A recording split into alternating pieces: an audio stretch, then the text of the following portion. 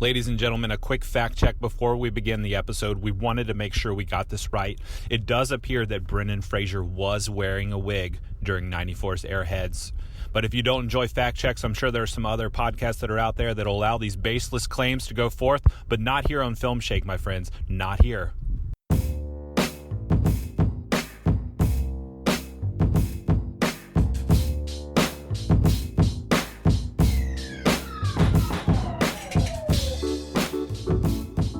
All right, welcome back for Filmshake, the 90s movie podcast, episode 22. I'm Jordan. And this is Nick. And we're here today to talk about Airheads from 1994. That's right, 90s movie review podcast covering everything from the terrible to the awesome.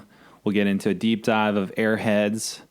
Also, want to tease our trivia battle that we do at the end of the show every time. Hopefully I can come back and beat Nick, because last time I failed once again, and now I'm made to report on the Fallen Warrior review. Nick, what did you make me watch last time? I blessed you with Stepmonster. What'd you think about Stepmonster, Jordan? Well, first off, I wanted to say I almost had to watch this in Spanish with no subtitles on YouTube. Because you cannot find this movie anywhere. This is the problem as we get farther into this show. More and more of the movies we want to watch just aren't available anywhere. Right. Unless you get the DVD on eBay. Because Airheads, which you would think with all the actors in it and just how enjoyable it is, and it's a movie that you can find Airhead t-shirts online easily. Airheads.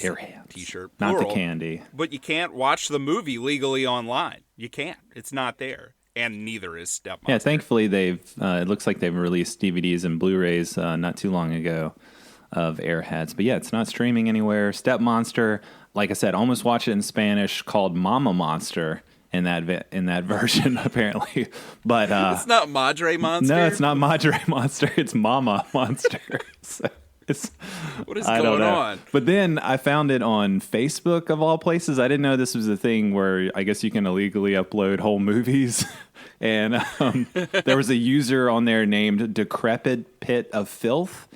And so, yeah, if you want to watch Stepmonster, I guess go Google Facebook Decrepit Pit of Filth Stepmonster, and you can watch a really poor version of it.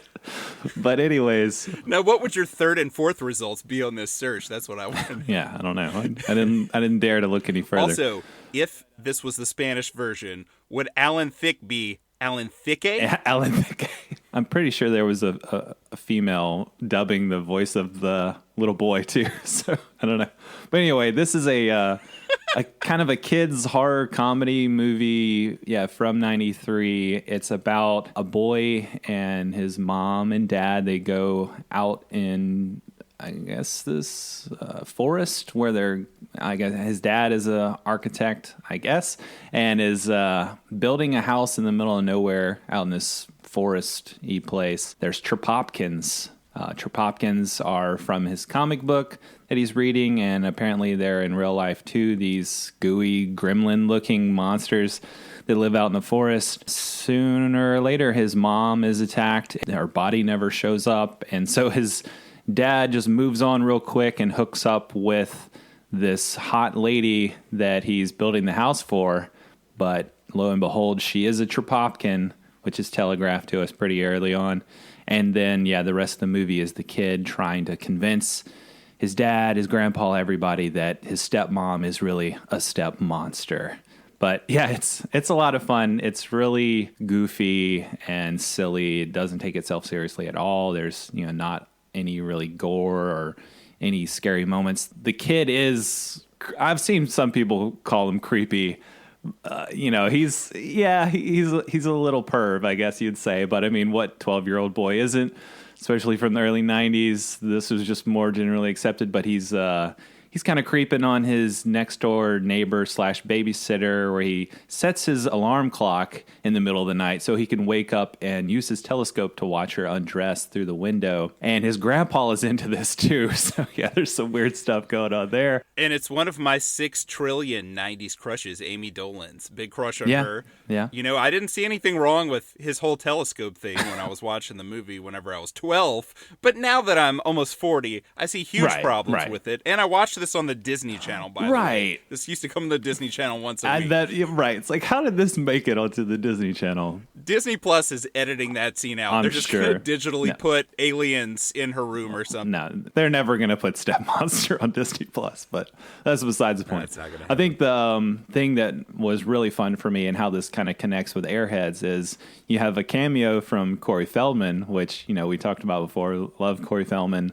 especially from the 80s and 90s. But he plays the babysitter's boyfriend named Flim, and he's in a band named Bodily Excretions. And it sounds like something our boys in Airheads would be into. You know, they're this kind of metal band, and he ends up kind of assisting the kid in the end because they discover the Trapopkin can only be defeated by the power of music, in particular the violin, which, you know, you see my logic, Jordan? There you go. You see, there's a method to my madness. There's a reason that I wanted you to watch this. It's serendipitous for sure. That's right. Synchronicity, as Sting would say. Strange for me because I'm writing a horror comedy movie, and there's an aspect to the way they defeat the monster with music in this that was kind of an idea that I had for these punk rockers in the horror movie that I'm writing. So I was like, wait a minute, is this a good sign I'm going in the right direction with this movie I'm writing, that it's similar to Stepmonster from 1993? If Stepmonster already did it. Right. If Stepmonster already did it, maybe I should too. That means it's a good idea, right? Anyways, yeah, I enjoyed it. It was fun. Alan Thicke was fun as the stuck-up dad, and he's, you know, just super horny. He's looking past all these red flags about his Trapopkin wife, but he hasn't had sex in like 6 months, right? So he's just ready to seal the deal with this lady. 6 months? It was 6 months. I feel like he pretty much got home and was like, your mom's missing. Oh, look at this chick. Well, they did say it was 6 months since the mom had been missing, but yeah, I think he immediately hooked up with her. So, and the kid was pretty mad. Speaking of horny, so Ami Dolenz, the reason I had a crush on her before I watched this was because before I watched this, I watched She's Out of Control, starring Tony Danza, where he played her father. And she's out of control in that movie. Unfortunately, it's from 1989, so we can talk leave about that it doesn't exist other than to be a reference point for my Ami Dolenz crush. So that's where it all began. And it didn't stop with Stepmonster, you know. No, it kept going. But yeah, I was really hoping for an explosion in this, and that was kind of a letdown. Well, you know, hear me out though. They're killing. Not a romantic explosion. Not a romantic. A fiery explosion of the monster of the Trapopkin exploding as they play the violin, because that was pretty fun at the end. Has Alan Thicke ever looked as badass as he does at the end of this movie, where he comes out of the house angrily playing the violin and staring down his stepmonster fiance? So great. And you know, the kid got his comeuppance. You know, he was proved right in the end. But yeah, there was just a moment there where the Trapopkin started melting and oozing and then just kind of vanished into the ground. But how much better would it have been for the monster just to explode right there? I mean, it's 1993.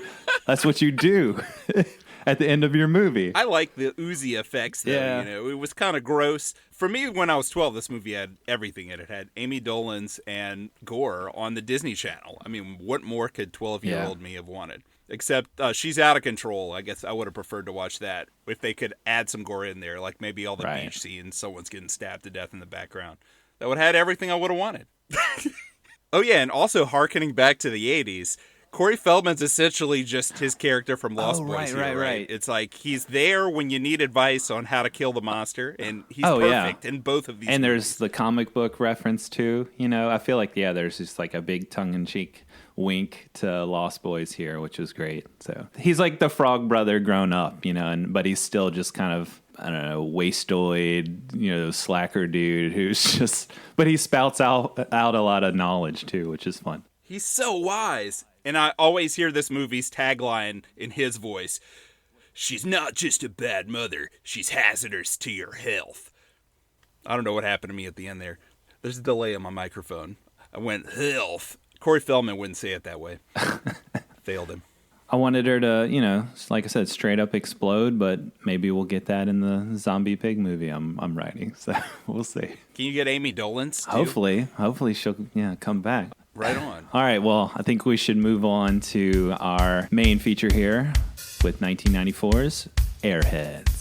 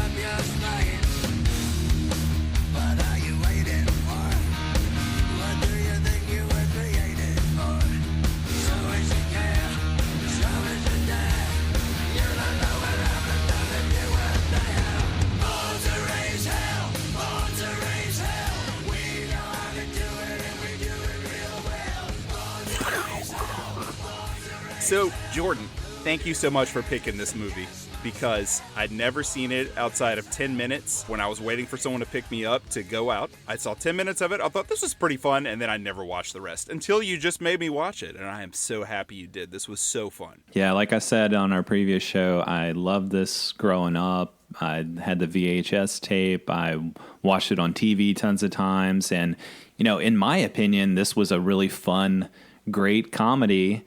And now looking back on some of the reviews that it got, and how it only made half of its budget, and it's like 23% on Rotten Tomatoes, I really feel like that's unjust. Watching this again, still loved it, still really want to get into it and talk about all the great lines and the script and the acting and everything. But yeah, for me, this is a hidden gem kind of nowadays. I feel like for me back then, it felt like a successful movie. It felt like people were talking about it and liked it, and it was always on TV. So I didn't realize it had such a bad rap, but hopefully we can spread some love here and bring some more eyeballs to this thing if people can find it. Yeah, if you can find it. Speaking of the reviews then, something that comes to my mind a lot now when we look at some of these movies that they're not great, but they're really enjoyable and fun, and then we look at the reviews and they're horrible, is if these critics could have seen the 25 to 30 years of movies after these movies, they would retroactively go back and give much higher scores to these 90s flicks. Maybe so. Maybe that would do it for them. Maybe they're just a bunch of dick cheeseburgers with their heads up their butts. So I don't know.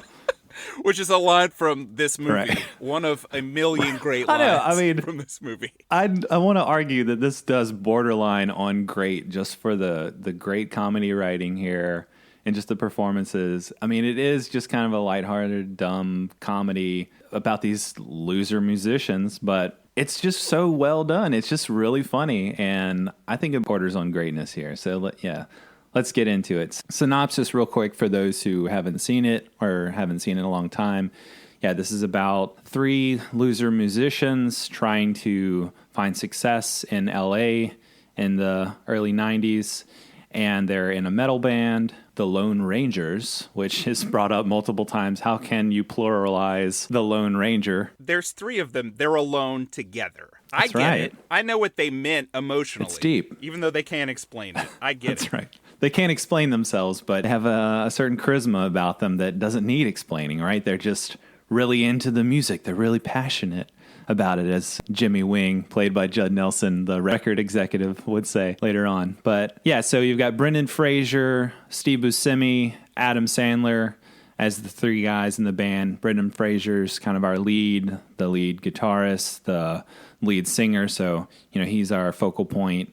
And then you've got Steve Buscemi playing Rex, who's the bass player, and he's just kind of this motor mouth, all talk, all bravado, but can't really back it up. He's still squirmy looking Steve Buscemi, but he's got, the long hair, still got the crazy bug eyes, but he's wearing like the cut off sleeve shirt and the black jeans. And to me, growing up, I always thought they were grunge, but I didn't know any better. I guess we'll get into grunge and metal and the conflagration of the two there, but it all just kind of looked like early 90s rock aesthetic to me. But I guess we could pick apart the genre. Oh, what did they say at one point that they asked them, what's your genre of music? And they say power slob.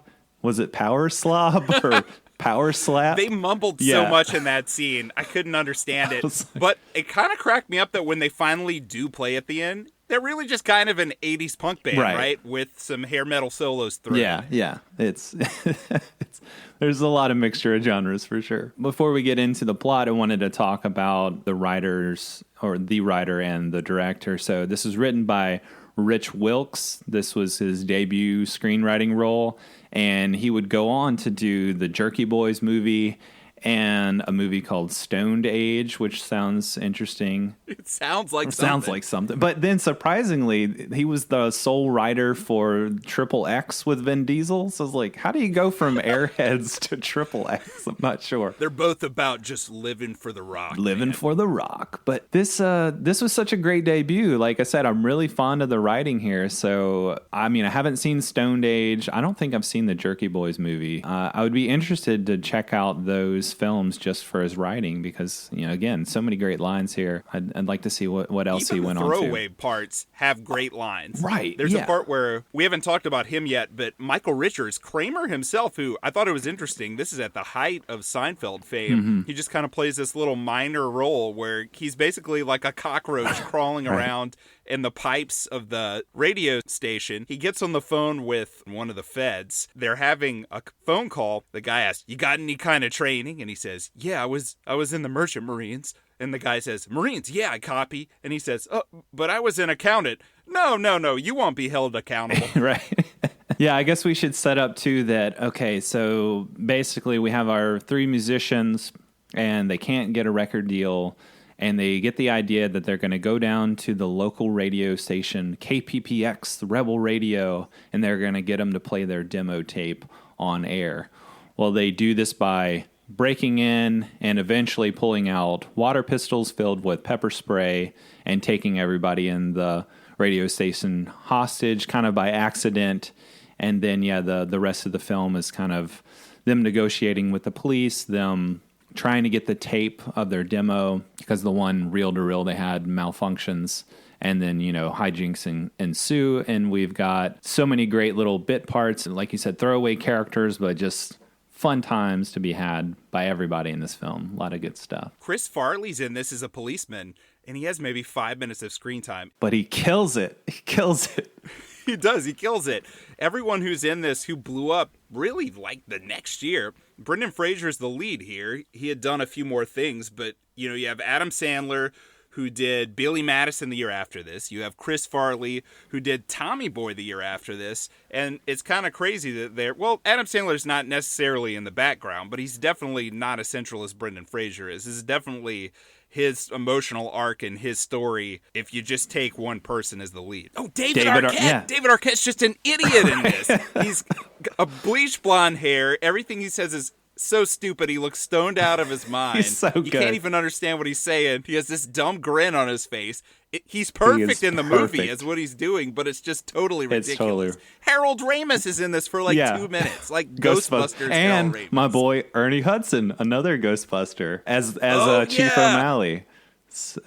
Yes, and we love him so much here at Filmshake. We talked about him already in Congo. Right. And he doesn't quite get to have that Congo swagger. He's a little on his heels here. He doesn't want anyone to get hurt in this hostage situation, but he's still awesome. He's always awesome. You got Reggie Cathy, who, I don't know if you watched The Wire. He was great in that. Oh, okay. He was great in this show called Lights Out that only came on FX for one season, where he was kind of this Don King figure. And also Joe Mantegna's in this, and he's incredible as the DJ at this radio Ian station. the Shark. Michael McKean. Michael McKean is in this, the douchebag of the 90s after he was the hero of the 80s in Spinal Tap. He plays the worst person imaginable in this, and he's so great at it. He's such a slime ball. He's like a human slug to Michael Michael Richards' cockroach. Yeah, you've got the slug, you've got the cockroach. Yeah, he's really great in this. The pony knob, as one of the Airheads says.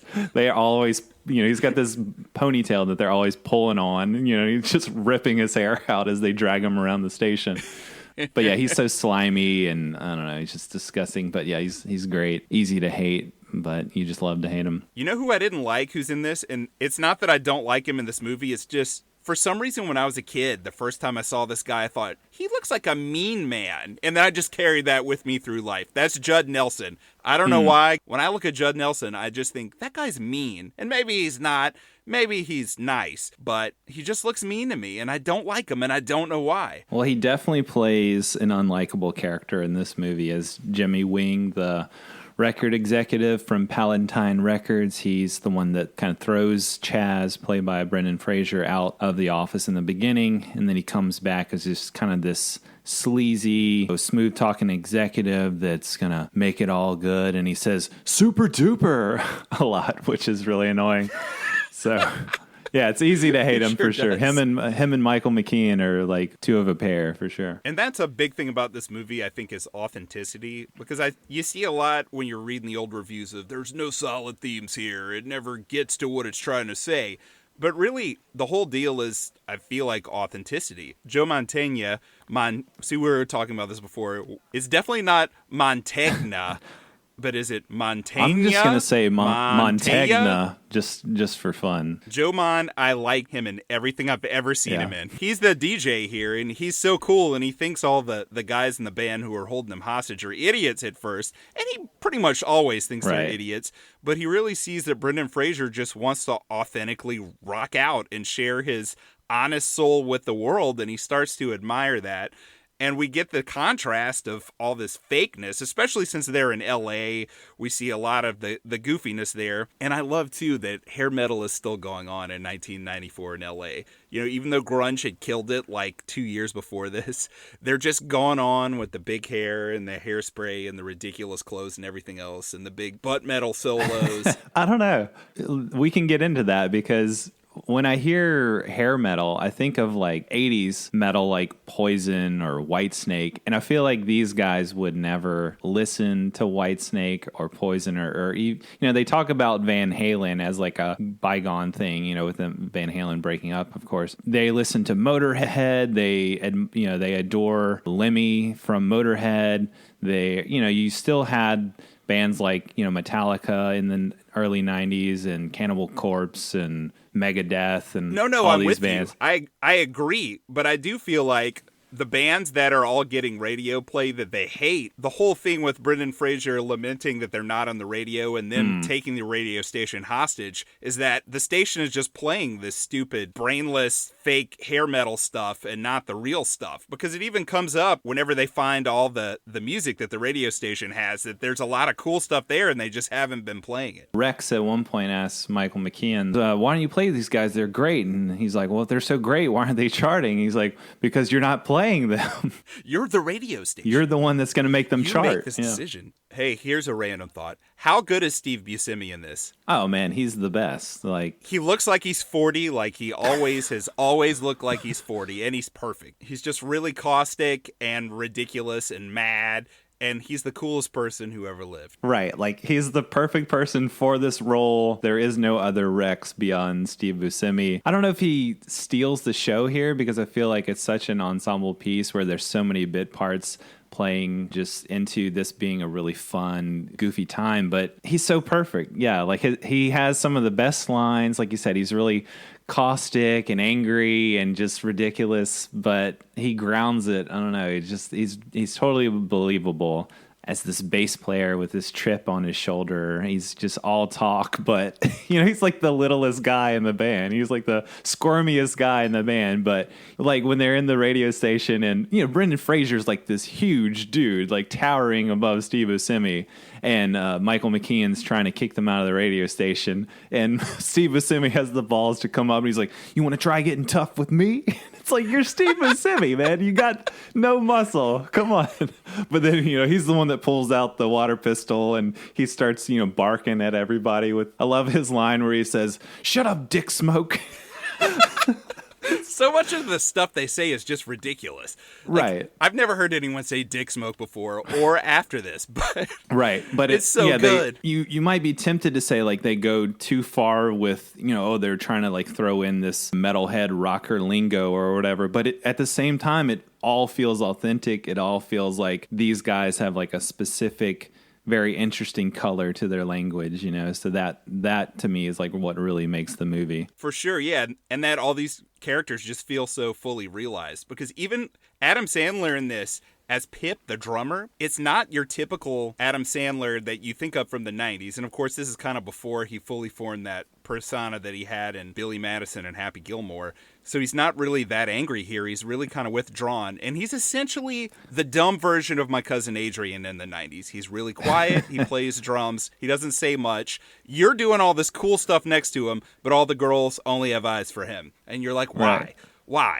But you can understand it too. It's like, I don't know, but he's got something, I guess. He's got that goofy kind of shy charm to him. Like, yeah, I think that's a good point to make, that his later roles he would play this angry man-child, but here he's just kind of a buffoon. He's just kind of proto Billy Madison, before he evolves into all that anger. Yeah, I like his kind of innocence here contrasted with Rex, who's just, so jaded and so angry. I love their relationship too. Brendon Fraser says that they're brothers. Did he just mean like they're brothers in rock, or they're actually really brothers? I got the impression that they were really brothers. Because they do have that great exchange later on where Pip is not exactly intimidating, holding his little water machine gun and being very quiet and whispery and nervous. So Steve Buscemi comes and he tells him, come on, say something to be tough. Be tough. He's trying to make him be tough. And finally he gets him to say, I'm going to stab your heads off. And then Buscemi says, with what? With what? And Sandler says, with my dick. So good. And blood's gonna come out of your head, and there's nothing you can do about it. So good. And that's this whole movie is just awesome parts like that for an hour and a half. Oh, for sure. For sure. There's, like we said, we keep coming back to it, but there's so many great lines. I love when we first meet Adam Sandler. First of all, the economy of this film, how you introduce the conflict right away, where Chaz is breaking into the Palatine Records trying to get this record deal, and then his girlfriend, kicks him out of his apartment. I mean, we got to talk. Girlfriend. His very psychotic girlfriend, yeah, like played by Amy Locane. Right. When she finds her makeup is destroyed. I love this little exchange between them, early on in the movie. We first meeting her, and she's getting off of work. She's like undressing in front of him. He's just sitting on the couch with his shirt off and his lizard tattoo on his chest. She's like, what the hell happened to my makeup? And he's just watching TV, like, fell in the toilet. Like, whatever, who cares? And she takes the box of makeup and just throws it at him. He sucks in the relationship, right? He has no job. She's paying rent with her job. But that doesn't deserve frequent beatings like he gets from her. Nothing really deserves a beating. You might think it does, but when you go to therapy for a while, you realize it doesn't. It's not right to get beat, and he should leave this relationship. But spoiler alert, he never does. Right. That was probably my one big qualm with the movie is she does, bring the tape back to him, and great scene with her in the club where Chris Farley is trying to track her down, and he's like got the slutty picture of her, and I love his face when he sees the picture, like, whoa. And he's going to the Whiskey A Go-Go in LA, and he's had the instructions to find a blonde wearing something black and tight, and there's just blondes all in black that are all in these tight clothes everywhere, but he finally tracks her down. But yeah, I love that scene. I love how she does come back with the tape after throwing it out of her car, and you get these little montages throughout of the tape that they've got to track down where people are stepping on it. At one point, a hydraulic bouncing car is like bouncing, like smashing the tape.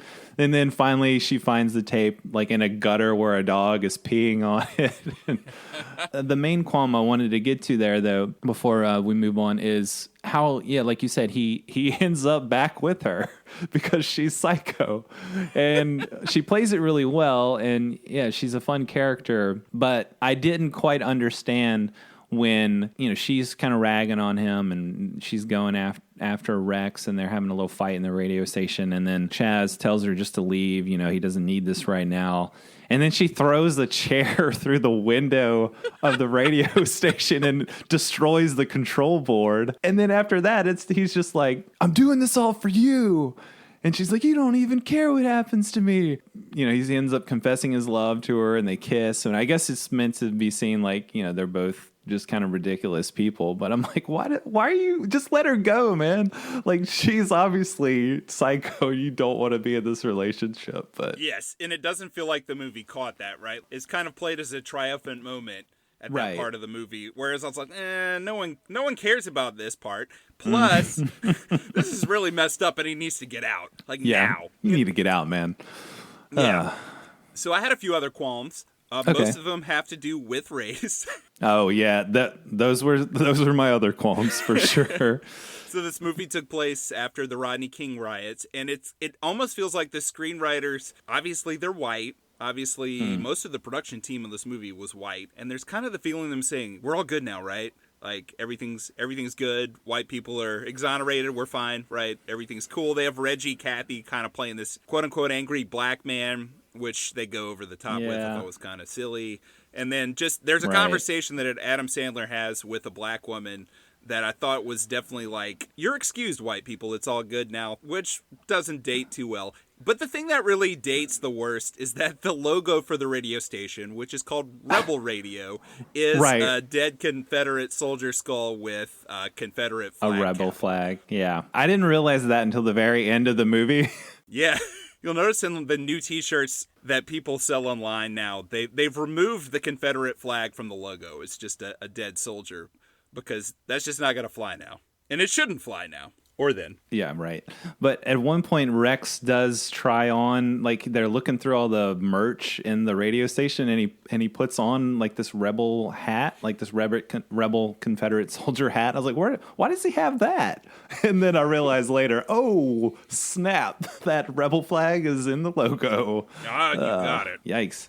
But that was, probably my biggest problem with the movie and, where it obviously dated the worst. But, capturing that 90s rocker culture was fun. Beavis and Butthead are in this movie. Beavis and Butthead call in on the radio show, and insult our lead characters. It's great. Right. Yeah, that was great. And then Kurt Loder from MTV, newsman, I guess what would you call him, like a broadcaster or a reporter for MTV back in the day. He has a little cameo, which was fun. He was a VJ, a video jockey. Was he considered a VJ? That's who Kurt Loder was in the 90s. I mean, I don't know if that's what he's supposed to be here. I thought he was just playing himself. So we also have Lemmy in a cameo, not playing himself. Oh, I used to be the editor of the school magazine or the school newspaper.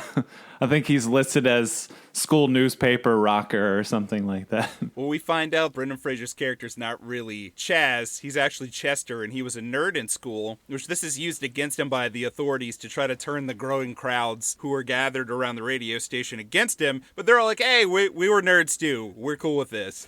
Right. It's all good. We like him more now. Thanks. Right. You're even better. All right. We play D&D too. That was a fun moment for sure. Lemmy is school newspaper rocker, but he's billed as Lemmy Von Motörhead.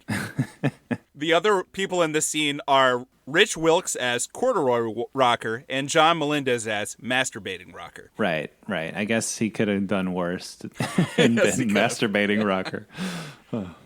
I used to masturbate constantly. That's the only guy that doesn't get a positive reaction. He gets beaten by his friends. Don't say anything dumb in this movie. You will get beaten by someone. Right. This is true. And most likely it will be Kayla, Brendon Fraser's girlfriend. That's right. I love the line where Chris Farley is trying to help contain the crowd.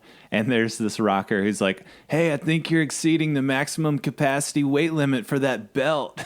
And Chris Farley is just like, ha, good one. It always bothered me when there was just a joke at his weight's expense and there was no comeuppance for that person. He does get to kind of do some cool stuff later on, but not Right. to that person. Whereas, in Tommy Boy, his girlfriend yells at the kids who call him a fat whale and scares the crap out of him. You don't really get that here, though you do at least get his, fist pump motion thing. I feel like that sets it up where, like, okay, he's this rookie cop. He's kind of bumbling. People are making fun of him. He can't really hold his own. That, I feel like, sets you up as the audience to want that comeuppance for him. So later he's at the club and he's trying to chase after Kayla to get the tape back to the radio station. And you get these big old metal dudes, this shirtless dude with these nipple rings and shaved head. And he's like, hey, don't you think you're out of your league, chunk style? And they all laugh at him and everything. And he's like, I'm going to have to bring you in for obstruction. And then they grab his badge off his chest, and the guy puts it in his mouth and just twists it up. I guess he has like metal teeth or something. But then he's like, now what are you going to do? And he rips off the guy's nipple ring, and he goes down in extreme pain. And Farley gets the nice one-liner, improvise. So that was pretty cool. That was pretty You good. would enjoy that scene unless you're a mean man like Judd Nelson. He probably didn't enjoy that. Probably not. He didn't laugh. He looks mean. He just looks mean. In The Breakfast Club, people liked his character, but I just thought he seems mean. Well, let's talk about the LAPD SWAT team. Chief O'Malley, played by Ernie Hudson, is there trying to contain the crowd, and he's kind of the friendly negotiator. He's doing what he needs to do to keep everybody safe, and he's the negotiator. He's the inimitable, charming Ernie Hudson, bringing that Congo glow from 95 into 94. But here we've got the SWAT team show up, and Marshall Bell plays Carl Mace. He's the leader of the SWAT team. And this is a callback to our Total Recall episode because he played George/Quato in Total Recall. I knew I'd recognized him for something. But he's, the opposite of O'Malley. So he's all intense, and he's just been jaded by this ex-wife of his that he keeps talking about. And I love how he gets on the phone to Michael Richards, and they kind of have this back and forth, like lamenting their different relationship statuses. He takes kind of a sick pleasure in asking Michael Richards' character, the accountant, he's like, hello, Doug, are they molesting you in any way? But he kind of like licks his lips as he says that. So he's like, I don't know. He's just got it out for these guys already. I don't know. Yeah, and then we find out later on that his wife probably slept with Adam Sandler and then left him because of that. Also, I wanted to talk about the score real quick. There's not a whole lot to it. And, mainly it's dominated by the soundtrack with Anthrax and Motörhead and Primal Scream and stuff like that. But there's a little moment where Michael McKean is locked in this closet and he's trying to get out, and you have these goofy little like bassoon notes and this like drumming pattern. It's almost like comedic suspense. I don't know if you would describe it that way, but the score is by Carter Burwell, and he's a longtime collaborator with the Coen brothers. And that's right. They probably saw this scene and thought, this dude. He had worked on a lot of other Coen stuff before this, but don't ruin it, Jordan, with facts. Facts. Don't ruin it with the facts. This is not a factual time in history. No one cares about facts anymore. I want this to be their first experience with him. Therefore it is, because I said so. This is post-fact America. That's right. But Carter Burwell never worked with them until after Airheads. That's right. But yeah, it's a fun score. There's not a lot to it, but that particular moment was really fun, really enjoyable. Just like this whole movie, man. I unapologetically love this movie. It's really good. I will fight anybody who says it's not. Yeah, I'll fight them with you, man. Because, I watched these movies more than once. And the first time I enjoyed it, kind of felt like it went on a little too long at the end the first time. Just because they're like, oh, well, the tape doesn't work now. We got to do this. We'll sign with this agent who comes in. Wait, no, we won't. He's a narc. Well, wait, we'll sign with this other agent, and then we'll do this. And finally, they end up playing this set outside. The agent wants them to lip sync to their recording, and they're not cool with that. But the second time I watched it, I knew all that stuff was going to happen, and I guess maybe I had some expectations before that weren't met. And this time I didn't care about that. I just enjoyed it. Again, I talked about that authenticity theme earlier. I feel like it comes out really strong here in the end, because they're not going to go along with this, and they end up kind of creating this cool rock punk riot. They go to jail after this, right? It's a perfect seg to them going to jail, and it's not a downer ending. It's a victorious ending because we find out that they recorded an album in prison that went triple platinum. Kind of like Johnny Cash. I mean, he wasn't in jail, but he was in jail, just not as an inmate. I really skipped a lot there. I'm sure you want to say some other things. I was thinking how, as much as they hate the Seattle scene, they really do pull a Nirvana here, where, Nirvana famously, they wanted them to lip sync to one of their videos or one of their, I guess it was like MTV Music Awards or something, and they just smashed their guitars instead. Everyone freaked out and loved it. So, they pull a Nirvana here and smash their guitars as the song plays. But then they realize, the crowd runs up and they dig the song. So then they stage dive. And, I don't know, there's just like a lot of goofy enthusiasm for all these actors, especially in that scene. It's just a lot of fun. I love Brendon Fraser's facial expressions all throughout this. I don't know. To me, he's pitch perfect in this role. Like, I was reading how John Cusack was considered for Chaz's character. I was like, wait a minute, I don't know. Then I started thinking, okay, well, he wasn't Say Anything, and he wore the Clash shirt, but but I don't know. I just can't see him in that. Can I give you a hot take here, Jordan? I got a real hot take. Brendon Fraser, greater than John Cusack. I enjoy Brendon Fraser so much more than John Cusack. I enjoy some John Cusack stuff, but I don't really love a lot of it. High Fidelity, I liked him in that. Grosse Point Blank, I liked him as the hitman. But, I don't know, Say Anything, I thought he was kind of creepy. I don't know, I thought that whole movie was kind of creepy. I've never been like a huge, like, he's awesome because of that when he held up the boombox, so I love it. Really? Right. I mean, look, I'm just going to say this. I'm going to be blunt about it. The dude's in a lot of shitty movies. He hasn't done anything good in 20 years. Brendon Fraser. Got Con Air. I love Con Air so much, but it's not because of John Cusack. No, I mean, it's Buscemi's not. in that movie too. That's true. He's way better. In fact, sure. I like in Con Air that Cusack at the end is like, yeah, I did a lot of good here, and it's like sarcastic, right? Man, I'm just realizing I don't really like John Cusack very much as I'm saying this stuff. I like John Cusack just because a friend of mine at one point only called me John Cusack for some reason. I think she thought I looked like John Cusack somehow. I don't think that's true, but just for that, I don't think we gotta so give him either. Props. Yeah.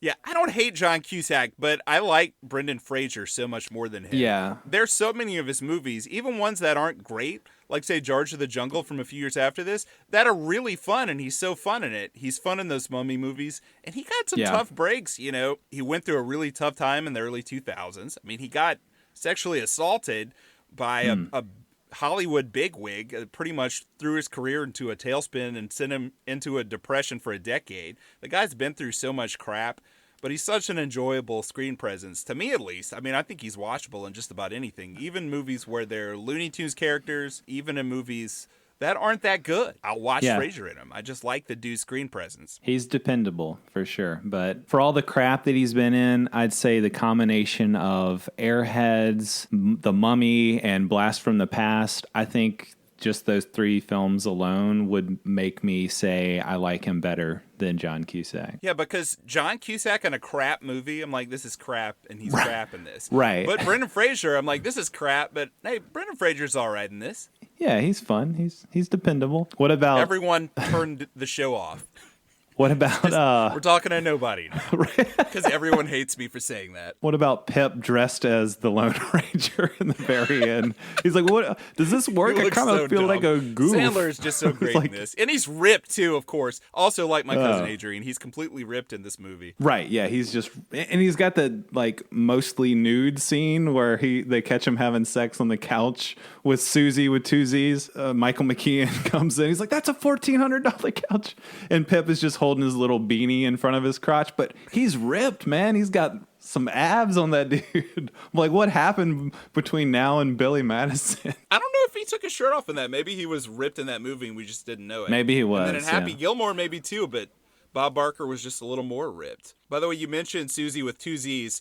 Nina Simasco. She's great in this, too. She's so likable as this Susie character. I thought she did a great job, too. Yeah, very, just kind of playing this she's really the airhead of this movie because, she's just playing this kind of ditzy blonde. She's really likable. She's really fun. And then I love Pip's line at the end where Chaz is fussing at Jimmy Wing. He's like, we're just some freak show to you, when they want him to lip sync for the video. And he's like, for all you care, our album could be Pit farting on a snare drum. And Adam Sandler's like, I ain't farting on no snare drum, man.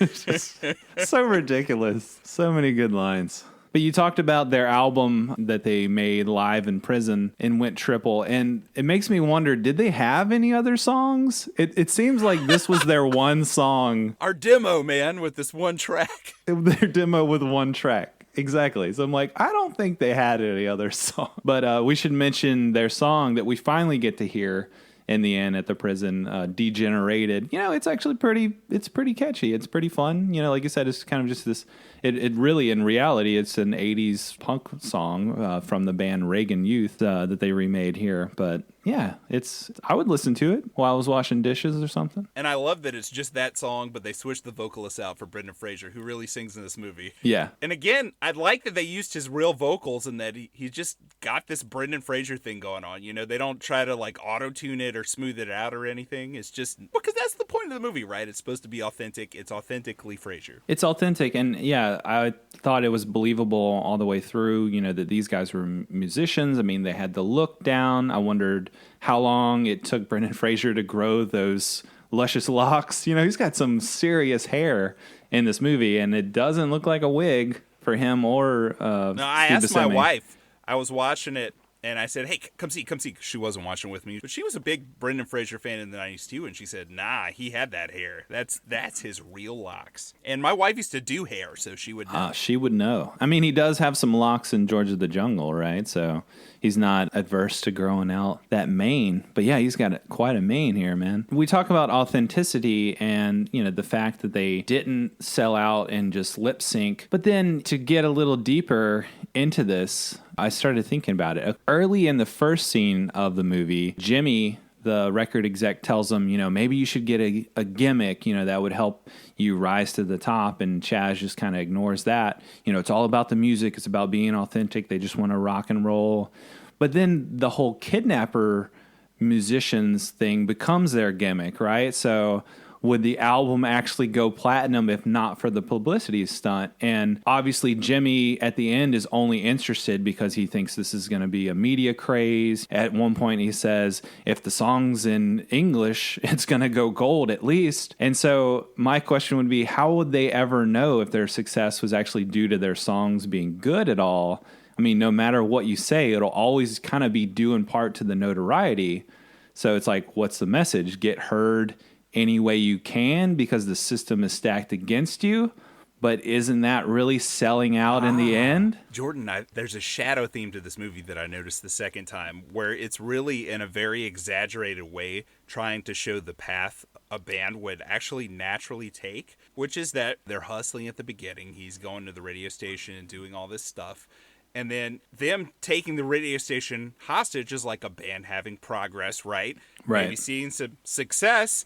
And then they get offered this deal. And like a lot of bands before them, they get put in this position where they really have no choice but to sign. And then they're stuck to the rules of the deal. And the deal is, of course, trying to make them not be authentic. And then I think it's trying to say a great band can overcome that and find a way to be themselves, which they do. They're the Airheads. They're the Lone Rangers. They stay themselves. But I think there's kind of this little understory here where if you take the extremities away, that's probably not the right way to use that word, but in the spirit of this movie, if you take the extremities away, it's like a real band's journey. Yeah, I could see that. I think it is true that they stay authentic. They stay true to themselves. Like you said, they're just kind of put in this position and they don't sell out by lip syncing or going along with the Jimmy character.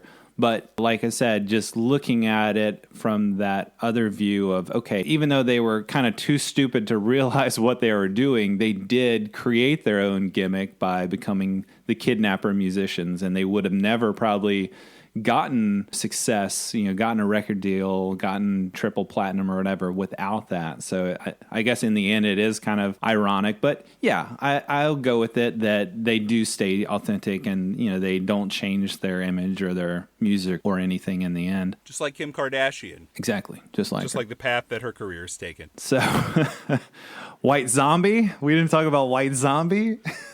So, how cool was that? Yeah, Rob Zombie's in this movie, too, for a couple of seconds. Right. They're playing in the Whiskey A Go-Go. White Zombie actually recorded a track for this movie. They originally were going to get Cannibal Corpse, but then I guess the producers realized that Cannibal Corpse was in Ace Ventura: Pet Detective the same year this was being made. Yeah, I just thought that was funny. We've got these dueling kind of lighthearted comedies, but we've got White Zombie versus Cannibal Corpse in 94. Also, reading up on this movie taught me that Jim Carrey's favorite band of the 90s was Cannibal Corpse. Right. Isn't that insane? That is pretty insane. And How that's cool why they is were in that? that movie, yeah. Yes. First film was Sandler and Buscemi. Of course, they'd go on to make a bunch of Sandler movies with Buscemi and bit parts, but curious about the backstory here. I guess they met on set and became fast friends, and Sandler just wanted to include Buscemi as much as possible. He was even in, I think, Hubie Halloween, Sandler's newest Netflix movie. So I'm pretty sure when Sandler made this with him, he just noticed, holy crap, everything this guy does is awesome. I got to put this guy in every single one of my movies. Because even if it's total garbage, if he's in it for 5 seconds, those 5 seconds will be golden. Yes. And that's pretty much proven to be true. It is, man. Yeah. Buscemi's got some of the best lines. I love the line where he's like, at one point he sees the huge crowd outside in the parking lot, and he's like, oh man, these are my people. So he goes out there and he's flipping off the police and he's strutting around, he's like grabbing the girls and kissing them and stuff. And then he's like, hey guys, yeah, we're really partying in here. We got all kinds of beer. I love that he says that. We got all kinds of beer. We got all kinds of beer. But then, of course, he's the one that reveals their charade where the door closes on the water pistol and breaks the tip, and the pepper spray pours out. And then, the angry black man, in the radio station, like we talked about, he's like, oh, hell no, die. And then he punches Steve Buscemi. I do like, even though I love Buscemi, he really had it coming from that guy. So I like that he gets decked right in that one part. Because earlier he tells Reggie, he says, just shut your pie hole and keep working. And of course, like we talked about the dated race issues here, where Reggie's like, pie hole, what is that? Some sort of crack of slang? I'm just like, I don't know. And then he punches Buscemi in Buscemi's pie hole. He punches Buscemi, and then he runs. I like, but also question the choice of he runs out and the police grab him and slam him against the LAPD SWAT team van. And you're like, wait a minute, that's racist. That's just because he's black, of course. Maybe that was actually some subtle cultural commentary that they got right there. Right, yeah. I feel like that was kind of more in line, less dated than the earlier stuff. Also, how much did you like David Arquette running out too, but then being real dumb and trying to get back in? Right. I want to party more with you guys. And, they're like, you leftists, get out of here, douchebag. Because earlier in the movie, they get Chief O'Malley to run and find the tape from Kayla, and they have to release one of the hostages. And David Arquette's like, not me, man. No, it's just too cool. It's just too cool.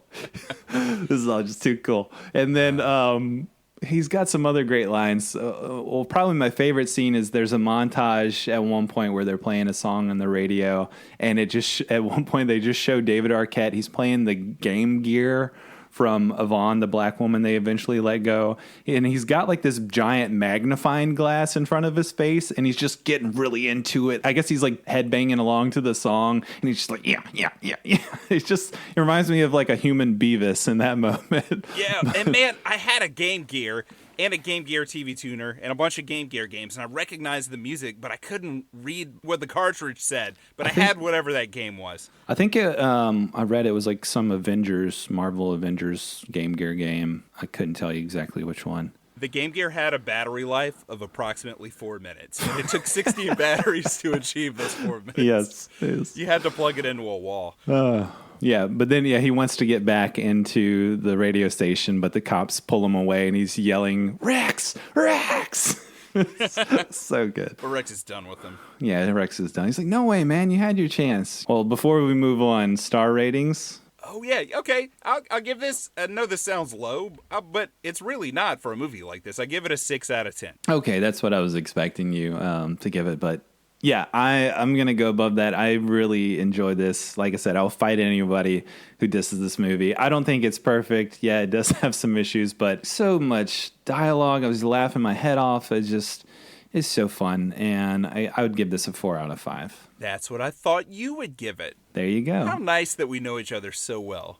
Classic. I'm so glad we revisited this. This is a lot of fun. I can't wait till you hear what movie I want to do next, Jordan. I can't wait from Airheads to the next one. I'm ready. Well, we got to do trivia first. Well, before we do trivia, sorry. Damn it, you're stalling. We got to do movie connection time. True. I'm tasked with connecting this to The Frighteners. So my movie connection, maybe a little weak, but both films feature their screenwriters and bit parts. So Peter Jackson played Man with Piercings in The Frighteners, this tough-looking guy that Michael J. Fox bumps into on the street. And then in Airheads, Rich Wilkes, the screenwriter, plays the corduroy rocker. You know, the guy in the parking lot who shouts out, "I used to wear corduroy pants." So, but one other tiny thing, we also have the 2 Ghostbusters, Ernie Hudson and Harold Ramis in this, so they could have easily solved our Jake Busey problem back in The Frighteners. So that's right, 5-minute long movie if they're in it. There you go. Yeah, bust in there, put out some ghost traps, and you're done. You got the opening credits and then the end credits. That's it. Oh man, we didn't even talk about the opening credits in Airheads. So good. So good. Just if you can, if you don't want to watch this whole movie, go find the opening credits on YouTube. The stop motion collage 90s aesthetic is killer. And then if you don't want to watch the whole movie after watching that, seriously, you have problems. But okay, now we can officially move in to trivia battle. Hold it! Pop quiz, hotshot. First question. Which one of these movie bombs featuring Brendon Fraser has the lowest score rating on IMDb? Is it A, Dudley Do-Right, B, Going Bananas, C, Monkey Bone, or D, Furry Vengeance? I don't remember if Monkey Bone got good or bad reviews. Damn, I'm just going to say Dudley Do-Right. Wrong, my friend. It was Furry Vengeance with a score of 3.8. Ouch. But yeah, Monkey Bone also got really bad.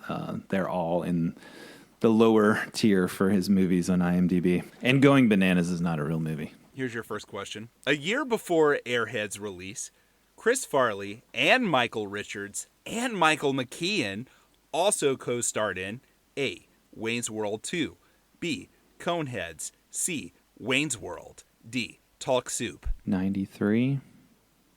Was it Wayne's World 2? Wayne's World 2 did come out in 93, but the correct answer was Coneheads. Ah, dang. And Adam Sandler was in Coneheads too. You could have put him in there. Man, so I went to see that with my brother and sister and my dad's college buddy Rick that we used to hang out with, or still hang out with to this day. And he's older now because this was 27 years ago when we went to see the movie. But Rick just passed out and started snoring in Coneheads. And I was really enjoying it. And I haven't seen it since then. Maybe it sucks. But 12-year-old me thought it was really fun. I always had an aversion to Coneheads for some reason. I don't know why. I saw it on TV a lot, and I just never liked Dan Aykroyd after that. But it's worth a revisit for sure. Maybe I was just too pumped up on Airheads. I didn't want any Coneheads. Well, maybe it sucked. Rick did fall asleep in 20 minutes, so maybe it sucked. Question number 2. Who provided the voice of Monkey Bone in the Brendon Fraser classic, Monkey Bone? Was it A, Chris Kattan, B, John Turturro, C, Bob Odenkirk, or D, David Spade? John Turturro. You got it. Yes. I vaguely remember that. Right. I did not. I was like, John Turturro, really? He did the voice of Monkey Bone? All right. I need to give old Monkey Bone another watch. Yeah. Maybe on the show. Yeah. Maybe so. All right, here we go. I think you're going to get this. Is that really your next pick? Or you're going to make us watch Monkey Pad? It's not. It's not Okay. even close, Jordan. Bummer. Oh my gosh, is it not close? Bummer. All right. All right, what's my next question? Brendon Fraser ended the 90s with 1999's Dudley Do-Right, along with leading lady A. Rachel Weisz, B. Sarah Jessica Parker, C. Leslie Mann, D. Lolita Davidovich. Was it Lolita Davidovich? Wrong. It was Sarah Jessica Parker, dude. Dang. I just figured he would have had I don't know, her name sounded exotic. She is in another movie with him, but not that one. Never watched that movie. Looked terrible. It's bad, but he's likable in it. And I hate Sarah Jessica Parker, so Oh, dude. yeah. You know what? I hate her too, but here's why. Because she looks like a horse? That's awful. I'm editing that out. I watched Flight of the Navigator when I was a kid, and I thought she was so cute. She had that pink hair, and she was all punk rock. And I was like, oh man, she's awesome. Like, her personality in this is like my favorite. I loved her. So I saw this retrospective interview with her recently where people were just asking her about all of her movies, not all of them, but a lot of them. And obviously, Flight of the Navigator, for a lot of kids who grew up in the 80s, that's an important movie to them. Mm-hmm. They asked her about it, and she was a dick. She was like, I don't remember doing that. What do you think? I remember every movie I was in. Who cares? I don't care about that. Wow. Like, what else? What other stupid questions are you going to ask me, idiot? I mean, her response was like that. It was insane. And I've hated her She since revealed then. how horrible of a person she is. I know, it was awful because she's in so much garbage. And I'll give her the benefit of the doubt because of Flight of the Navigator. But apparently she's too good for it, so I don't anymore. Screw you, Sarah Jessica Parker. Bring your pink hair back and be nice again, and I'll like you. All right. Well, next question. What is Steve Buscemi's character's name in his directorial debut? Is it A, Tommy, B, Tree, C, Pete, or D, Jim? Tree. Wrong. Trick question. His directorial debut was Tree's Lounge, but his character's name was Tommy. Damn, you know what? I've seen Tree's Lounge. Have you seen Tree's Lounge? I have seen it, yeah. It was all right. It was I love it. Yeah, I love it. I watched it, a couple years back, grew up loving it, having rented it from the video store. Good old beloved Major Video. And rewatched it not too long ago and just made me really regret that he didn't direct more, especially in the early 90s. I mean, at one point he's driving around an ice cream truck with this girl that he's awkwardly getting into a relationship with that's a lot younger than him. And I don't know, there's just some aesthetics about that movie that I don't know, connect with that are really interesting. Especially the ice cream truck, not the underage girl. A movie that I hadn't thought about in a while, but that this reminded me of was Ghost World. He was so great in that too, but it's like 2001. So we'll never talk about it. Yeah, Ghost World, great movie. Good old Seymour. Yeah, he's great, man. Love Steve Buscemi. All right. In 1994, Brendon Fraser also starred in The Scout, along with Albert Brooks. This film was directed by A. Dan Aykroyd, B. Albert Brooks, C. Michael Ritchie, D. Steve Rash. I haven't gotten any of these right, have I? Just going to guess Albert Brooks. Wrong, Michael Ritchie. Talk Michael about a Ritchie. boring movie, too, dude. The Scout. Yeah, never real saw The boring, Scout. Real boring. I think it made me not like Albert Brooks for a little while when I was a teenager. He's definitely an acquired taste, but that's a boring movie, man. All right, well, I have a director question for you. Who is the director of Adam Sandler's Billy Madison? Was it A, Adam Sandler, B, Tamra Davis, C, Dennis Dugan, or D, Frank Karachi? Okay, so he worked with Dennis Dugan in a lot of movies. Which, did you say Billy Madison or Happy Gilmore? Billy Madison. But I feel like this is a trick, because that Tamra name sounds familiar. Oh, I don't want to overthink it. I'd be more mad if I got it wrong for overthinking it, so I'm just going to say Dennis Dugan. Dennis Dugan was the director of Happy Gilmore. It was Tamra, wasn't it? Tamra Davis. Yeah, Damn, I directed knew Billy it. I Madison. knew it. I second-guessed myself. Oh, I'm mad now. Sorry, man. I'm so mad now. You're like Adam Sandler and Billy Madison, or Happy Gilmore, really. I really am. You're going to throw a golf club. You're going to go break a rake. That question was putting. All right, let's move the show along. All right. Let's do it. Ernie Hudson also starred in 1994's The Crow, What was lead Brandon Lee's character's name? Was it A, Eric Craven, B, Eric Draven, C, William Stone, D, Derek Corvus? Shoot. Was it Derek Corvus? Oh, man, you'd think with Corvus as the last name, that would be it. But I made that up. It's Eric Draven. Eric Draven? Yeah, love that movie. Yeah, it's been a long time. Well, I haven't seen it in a really long time. It might suck, but man, in the 90s, I thought it was cool. Need to go back and rewatch that, especially for the awesome Ernie Hudson. All right, last question on my bill, so here we go. Who was the director of Steve Buscemi in the movie Living in Oblivion? Was it A, Tom DeCillo, B, Alexandra Rockwell, C, Dennis Dugan, or D, Dank Mazzy? Dank Mazzy? Oh, if that's right, I'm going to feel dumb. I've never seen this movie. I'm just going to go B, whatever B was. B was Alexandra Rockwell.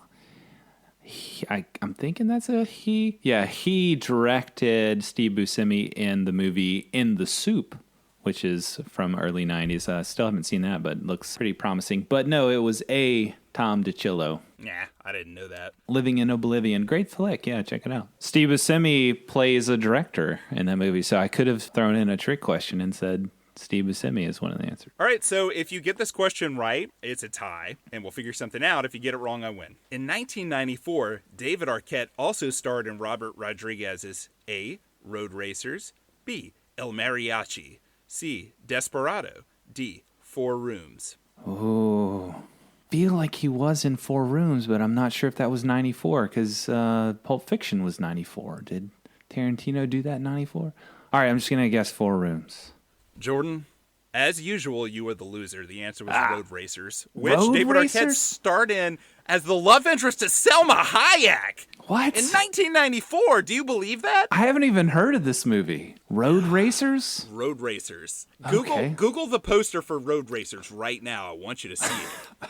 Road While you do that, so there's a show that I communicate a decent amount with on Twitter, Real Talk. They're cool guys, and one of them recommended the movie Komodo as a punishment for trivia, and I'm just going to give you this movie. A 1999 horror thriller film directed by Michael Lantieri. I like how it's a horror thriller film on Wikipedia because that's what I'm reading. Because I don't know anything about this except when they told it to me, I Googled it and saw it was indeed a real movie. The plot is, on a holiday with his parents, 15-year-old Patrick witnesses them get attacked and killed. The shock prevents Patrick from remembering what happened, and he is assigned to young psychiatrist Victoria Juno, that's her name, Victoria Juno, for help.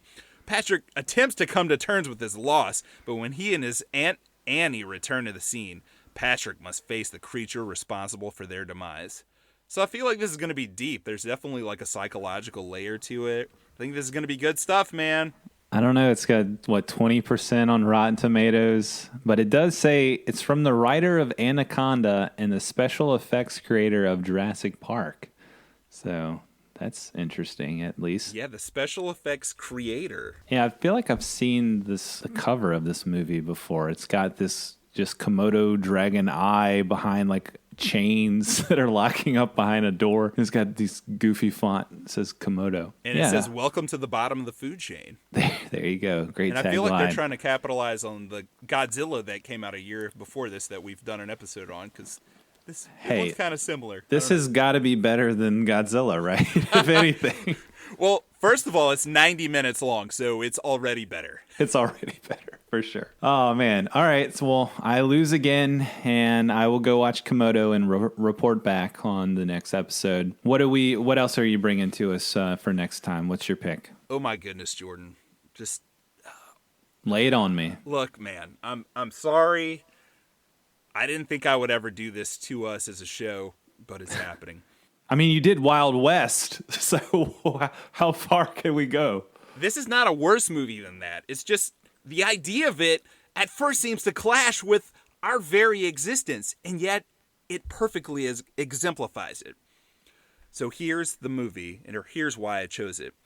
I went to Grand Isle, Vacation Paradise, last month. Well, I didn't go to the beach, obviously, because the water's a little chilly. Not too chilly to stop 500 hurricanes from happening. I wonder if those are ever going to stop this year. We hate hurricanes. They suck. Thanks for nothing, Gulf of Mexico. But I went there with my son just to chill, and I was going to play video games, right? I brought my Nintendo GameCube because I wanted to finish a game I was playing, but I forgot the controller. But Jordan, I had my laptop with a bunch of old PC games on it, and I noticed that I had 2 games, both centering around a certain ship that sank in the Atlantic over 100 years ago.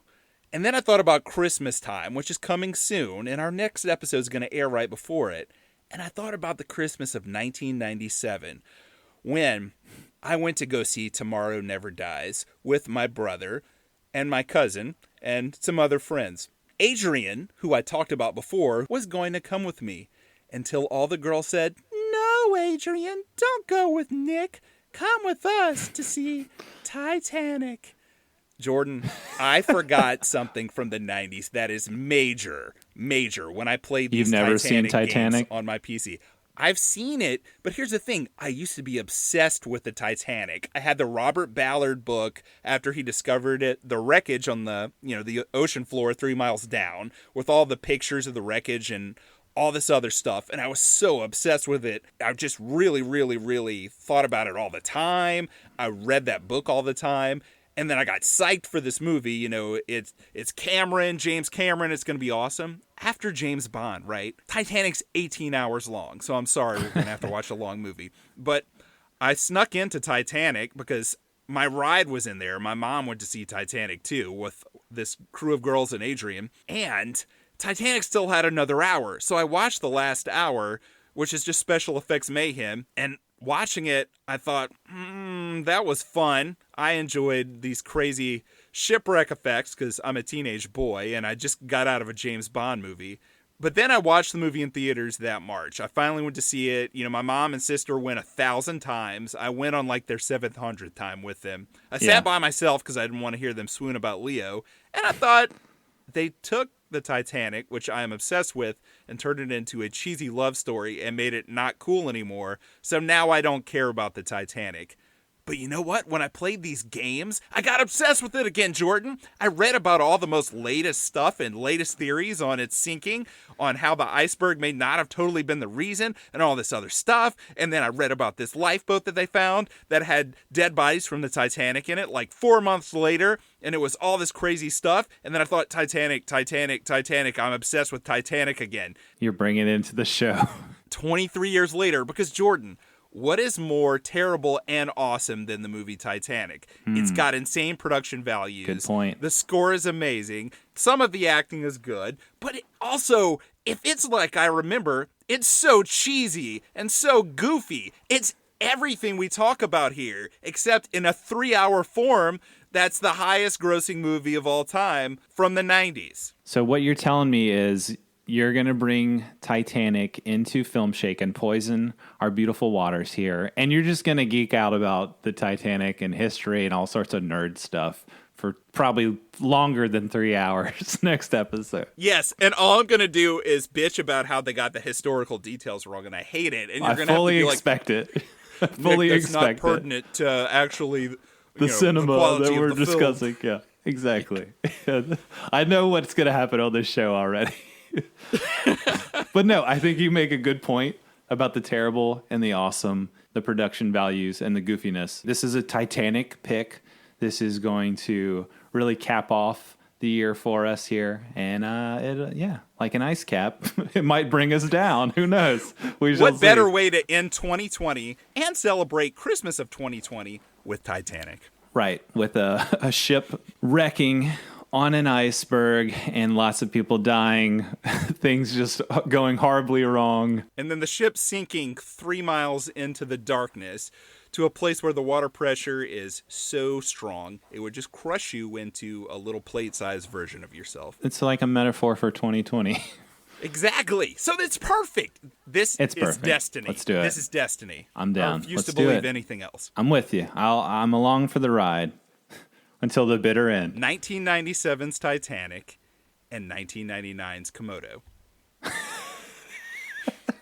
Such a great pairing. It's perfect. The lowest production values meets the highest production values. But hey, I mean, creators of the special effects from Jurassic Park, so who knows? Can we just watch like Anaconda as well? Can we just have like a 4-hour podcast? Just throw in another movie? Why not? Well, here, look, I've got a connection for you. Kevin Zegers, who is in Komodo, Titanic came out in 1997. Kevin Zegers did Air Bud in 1997. Boom. There you go. These movies are meant to be together. We should have watched Air Bud. Better animal movie, my friend. All right, next time, Komodo, Titanic. Sounds good. I'm with you. Cool, man. Well, thanks, everybody, for listening to the show. If you want, you can reach out to us at our email, filmshakepodcast@gmail.com. If you have any comments or questions or suggestions for movies that you'd like us to cover, check us out anywhere you get podcasts, Spotify, iTunes, Apple Podcasts, wherever you can find us. We'll be there. And leave us a rating, because I know you're out there. I know you're listening. Rate us. The amount of ratings we have right now, it makes me want to cry. I am crying. I just looked at it and I'm crying. So give us a rating, but just a 5-star rating. Even if you hate it, just give us 5 stars and write I hate it. I'm cool with that. All right. Well, thanks, guys, for listening. We'll catch you next time for more Film Shake. Take it easy.